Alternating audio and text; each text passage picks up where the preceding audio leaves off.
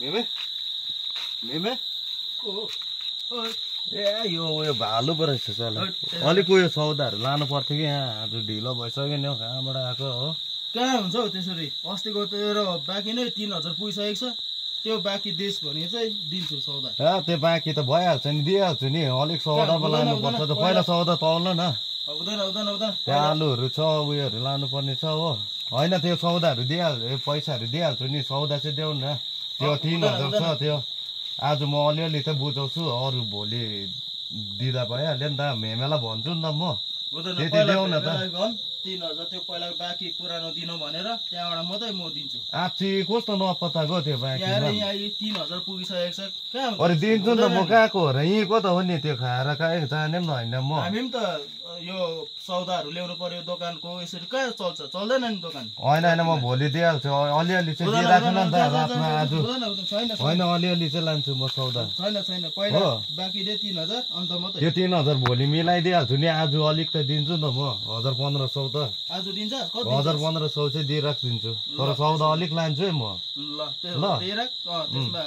ल त्यो काटिदिन्छु त्यहाँ के लान्छ ल मेमेलाई पनि भन न त्यो ल तर भोलि चाहिँ पुरै लिएर आउनुपर्छ नि एकदम पक्का तर म सौदा लान्छु म आफै भित्रबाट आएर माग्छु है ल ल ल ल ल झोलाहरू पनि ल्याएको छुइनँ झोलाहरू छ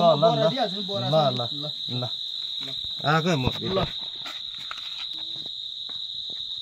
2000 years later आलु पनि रहेछ है आलु छ कति थियो यो आलु कुन चाहिँ लान्छस् यो लान्छस् कि रातो लान्छस् सेतो लान्छस् कालो कालो परेको लानु पर्यो यो लान्छस् भने 30 रुपियाँ यो लान्छस् भने 25 रुपियाँ ल आलु तौल नि त 1 केजी ल खान त केटा छिटो त्यहाँ मलाई यहाँ ढिलो घरमा गएर सब्जीहरू पकाएर भात सात पकाउनु पर्छ खाना त 1 केजीको 1 केजी लान्छस् ल ल ल झोला छ होइन त झोला छ यी बोरामा म राम्रै छ होइन झोला एकदम 1 केजी मात्रै लान्छ आलु त साह्रै मन पर्दैन कि घरिघरि पकाएर के त पकाए मजाले भुटभाट गरे हो यो केटा राम्रो छ नि पढेको हो नि भुटभाट गरे सुन न मेरो कुरा भुटभाट गरे अन्त घरिघरि के हुँदाखेरि त वकै लागेर के त घरैसँगै तल फ्याँक्नु मन लाग्छ हो अन्त त्यस्तो पनि हुन्छ मलाई ल यो 1 केजी कति अरे कसरी अरे यो 30 रुपियाँ यो 25 रुपियाँ हो दुईटा लसुन पनि हाल्यो ल ल अन्त उयो सेटिङ पनि देऊ न एउटा सेटिङ के हो सेटिङ भनेको यो चाहिँ के हो सेटिङ होइन यो कहाँ सेटिङ हो यो के हो यो रातो अन्त यो भनेको यो स्टिङ हो स्टिङ ए स्टिङ हो ए म त सेटिङ हो भनेको ल ठिकै छ नि कस्तो हुन्छ यो त अब एकपल्ट खाइहेर न अन्त थाहा पाउँछस् मात्नु त मात्दैन होला नि त मात्दैन अलिअलि मात्यो भने ठिकै छ नि त मजै आउँछ नि त माथि भने यो माल्देऊ त्यहाँ अहिले खाने ल सुक्खा खोर्सानी कति हो सुक्खा खोर्सानी त्यो 20 रुपियाँ पवा ए 20 रुपियाँ यहाँ लानुपर्छ एउटा ल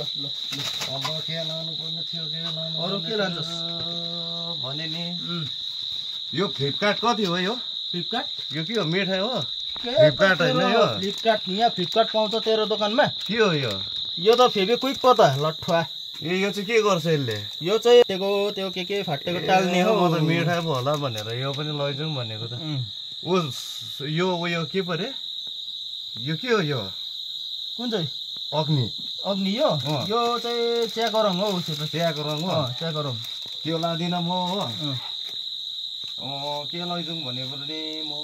एकछिन सोच्नुपर्छ अलिक लानुपर्ने छ नि हौ सामान सेटिङ पनि भयो आधी त दिन्छस् होइन पैसा आधी दिन्छु ल बिस्कुट पनि एउटा लानुपर्ने छ ल यो ठोठास भन्ने कति हो पोटास यो ठोठास बिस्कुट कति हो त्यो खै यहाँ हेर्नुपर्छ हौ यो खै आँखा पनि राम्रो देख्दिन यो 10 रुपियाँ 10 रुपियाँ ए ल पहिला हिसाब गर नि त यसको कति भयो ल त्यहाँ माथि राख्छ केटा मिलाएर राख्छ ल यो के हो यो बाह्रको त उयो जस्तो त्यो न्युटेला हो न्युटेला हो त्यो हो र न्युटेला हो न्युटेला हुन्छ यो के भन्छ हिसाब गर नि त यो न्युटेला पनि दिएको छैनस् यो टोटस त्यो अघिको के अरे ल यो तेरो स्टिङ आलु कति भयो बाँकी के तेरो म हिसाब गरिदिन्छु ल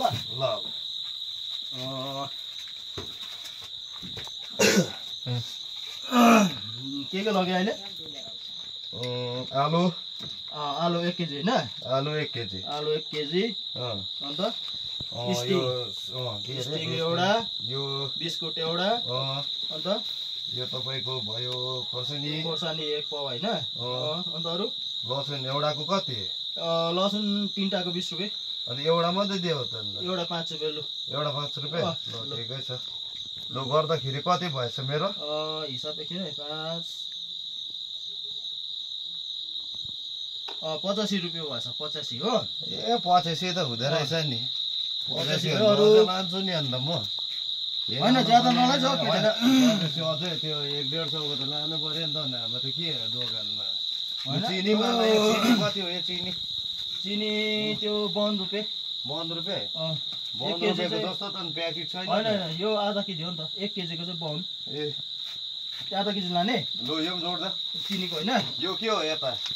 यो के हो यो त्यो बेसन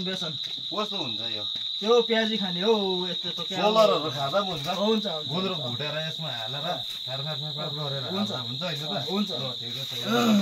लु जोड्दै गर कति भयो अहिले के लाग्यो बेसन हैन बेसन र चिनी अन्त कति भयो अघि 85 हैन 85 35 ल 140 भयो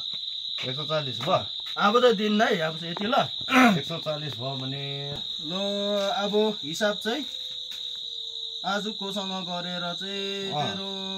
3500 भएछ केटा हो ल अब कति दिन्छस् भन् त अस्ति पुरानो चाहिँ कति छ भनेको अस्ति पुरानो तेरो 3000 छ आजको 140 गर्दाखेरि 3500 भयो 150 गर्दा 3550 रुपैयाँ भयो हो 50 को पुरै छोडिदिउँ न पुरै 3500 चाहिँ देन त लु यसमा कति दिने आज त अन्त कहाँ छ त अन्त मेरोमा पैसा अन अघि दिन्छु भनेको हैन आदि कहाँ छ त भोलि पो दिन्छु भनेको मैले भोलि दिन्छु भनेको थिइनँ मैले अघि आदि दिन्छु भनेर सौदा लगेको दिएको मैले भन्नु त भनेको नि त त्यो दिँदैन भनेर हुँदैन अघि त आज कहाँ हुन्छ त्यो कति छ त्यो यहाँ 3500 छ अघि आदि 10-1500 दिन्छु भनेको हैन हेर बडा कुरा नगर के 3500 कुनै बाँकी हैन हो 5000 काटेपछि म दिने पनि हैन तिम्रो दोकानमा आउने पनि हैन जेसुकै गर्छौ गर यो सौदा लगेको यसले त यसलाई त सौदा पनि दिनु कता गयो त्यो म त्यसको सौदा पनि दिनु तेरो धम्की दिन्छ मलाई अघि चाहिँ आधी दिन्छु भनेर अहिले चाहिँ त्यसको धम्की दिन्छ मलाई बडा त्यो अघिको लसुन छोडेछु मैले लसुन तेरो छैन लसुन सोच्नु यहाँ अब औलास यहाँ तेरो म हेर्न टाउको चाहिँ फुटाउँछु नि म आइज नि यहाँ तेरो धम्की दिन्छस् मलाई तेरो सौदा पनि दिनु अरे बाँकीमा त्यसको धम्की दिन्छ बडा यसलाई